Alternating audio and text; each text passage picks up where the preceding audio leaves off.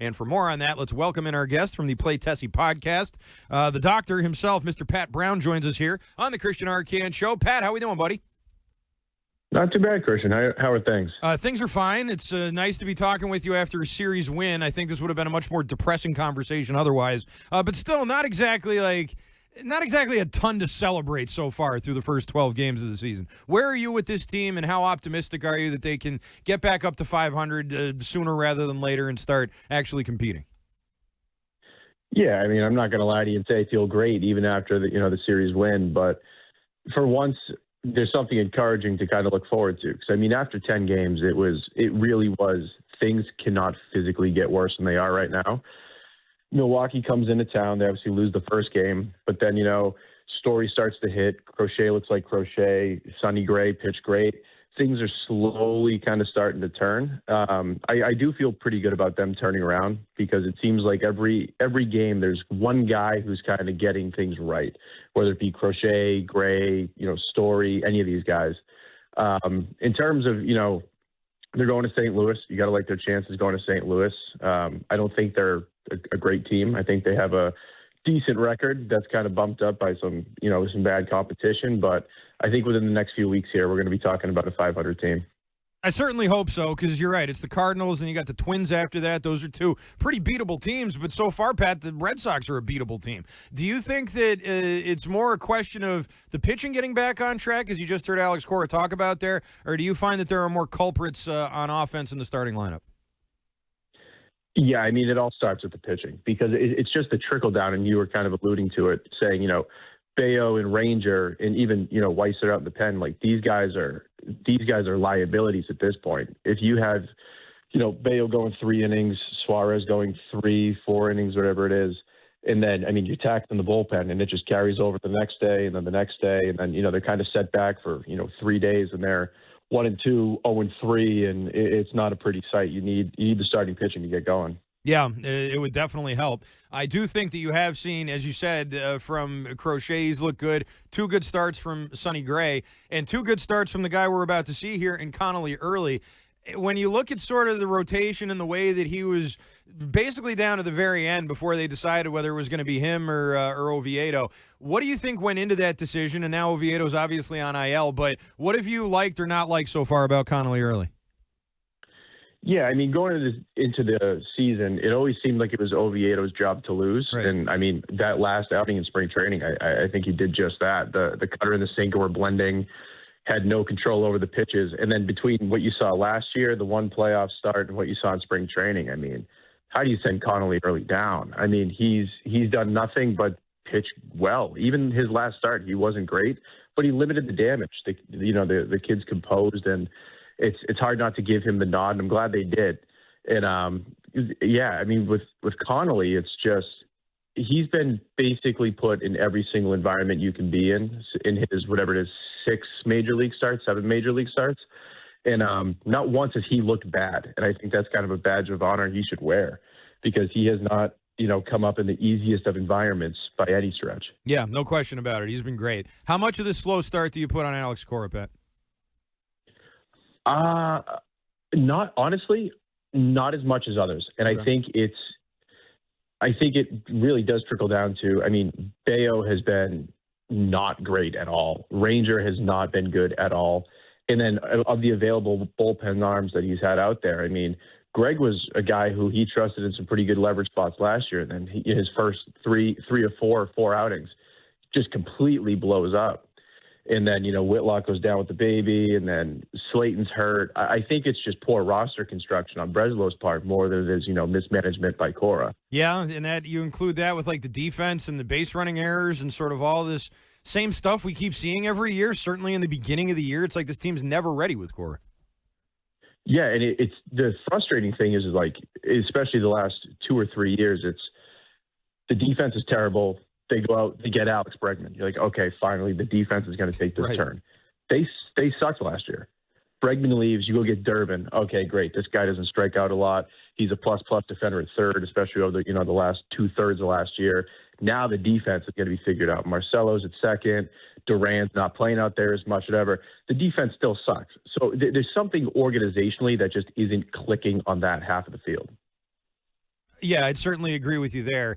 And one of the biggest and most noticeable examples of that is Roman Anthony and the throws. I mean, he's DHing for now. I think he should DH for a while, honestly. I never thought I'd want to see Masataka Yoshida in the outfield again, but watching Anthony in these throws, I don't know. I mean, we've heard them say mechanics. Anthony said that. Cora said that. There's an element of mechanics that is mental. What do you think the issue is here, Pat? Yeah, it's weird because the first throw in Cincy, you could kind of see he was in between. Looked like he was maybe, gunning for the cutoff. Right. Cutoff kind of opens the gate, it goes home. You're like, okay, misjudged throw, whatever. But we're talking about 3 or 4 throws in, 12 games. Like this is not something that's a one-off. I think it has to be mental at this point. If Core's saying he's healthy, and I know Core doesn't necessarily have a, spotless track record of talking about injuries. But, I mean, this is a guy who played the WBC. He played through spring training. Like, nothing really came up injury-wise. And then seems like that first one in Cincy, I think he's just all in his head at this point. Maybe getting him, off his feet, DHing a little bit more. And then we kind of talked about it last night on today's episode. It stinks because how often are throws from left field going home? The answer is not often. But, of course, when Roman's down and not able to throw, it seems like every single game there's a play at the plate from Roman, and he's just not making them. Yeah, and they'll just keep testing him no matter what. I mean, that's what's going to happen. Now, you mentioned the roster construction with Craig Breslow. We just played a bunch of Breslow cuts here. I've talked with your two boys a lot more than I've talked with you, Pat. You're tougher to book. So remind me again what you wanted to see Breslow do this offseason versus what he actually did. Yeah, I mean, option one above all else was Bregman. I thought Bregman was a foregone conclusion. He was coming back. That was never even – it was always a thought, maybe he leaves, especially as the offseason lingers a little bit. But I wholeheartedly thought he would be back. So given that scenario where he's back, you needed a big bat. And, Contreras obviously could be that, especially how he's been playing. But in my mind, it was always Pete Alonso. And I think – kind of shorting the offense to bank on, the pitching and the defense. Sure. Like I'm a fan of the strategy. The Brewers do it. The Blue Jays did it a little bit last year. It works, but it works when you take these gambles and take these risks in guys like Ranger Suarez and Sonny Gray and these things, and they actually pan out. So far, that's not been the case. And for me, I think you kind of did a 180 in terms of your offseason approach, and it was a big risk, and so far it's just not paying off. Do you think too much pressure has been put on the young players on this team to sort of carry the day? Do you think that an undue amount of pressure and expectations have been put on them? Oh, absolutely. Absolutely. Because you go into last year, you kind of de facto, face of the franchise superstars, Devers. They absolutely fumble that whole relationship. Devers goes away. So you're okay. Okay, now, it's Bregman. Bregman's, been there, done that. World Series, Gold Gloves, All-Star, the list goes on. And then Marcelo comes up and Roman comes up and, Bregman's kind of that mainstay veteran kind of guy, middle of the lineup. Bregman leaves, and then you have what? Story, who's had, a healthy 2.5 seasons, 4 years in. And then, I mean, you extend Roman, and then this kid's in the WBC. He's hitting leadoff, in all of the noise about Roman specifically, and I think a little bit Marcelo, but Roman specifically. I mean, you just went from a year ago playing at AAA, and then you're now supposed to be the face of a franchise playoff team.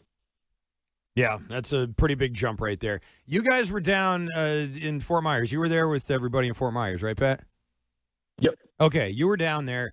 I heard from you guys and everybody that it seemed like the team was really coming together. It seemed like the vibes were all really good. And then I hear Alex Cora talk about how well, these guys didn't really get to know each other all that well. There was the WBC, and the spring was kind of disjointed and so forth. And I guess who's right there? Because I know that they didn't spend a ton of time together, but there aren't that many new players on this team. A lot of these guys already knew each other. And according to you guys and other people, the vibes were all pretty good. So what happened?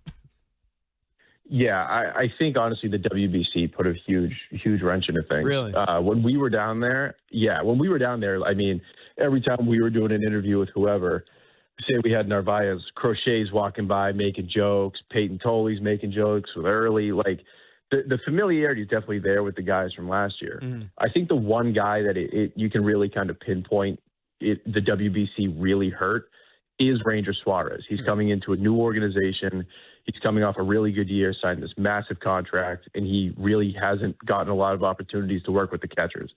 And I'm not saying that's the whole reason that he's been so bad so early in the season, but like that's the kind of guy I would say, maybe he doesn't know, the catchers don't know him, he doesn't know the catchers. Like that's a kind of developing relationship. But as far as everybody else, I mean, they ran back like 90% of the roster from last year. So, yeah. I mean, those guys are as tight as ever. But I think Ranger's the one guy where you could maybe argue, the WBC kind of screwed him up a bit. All right. That's Pat Brown, Play Tessie. Thanks for joining us tonight. Great stuff as always. And I'm sure I'll be talking with you guys again real soon. Absolutely. Thanks, Arcand. All right. Thanks, Pat. It's Pat Brown again from Play Tessie. New episode coming out. They recorded it today, so it's coming out when? Tomorrow? It dropped. We recorded last night, dropped this morning. Oh, it dropped this morning. It's a bonus interview with Carlos Narvaez. Tremendous. Great stuff. Great work they're doing over there with Play Tessie.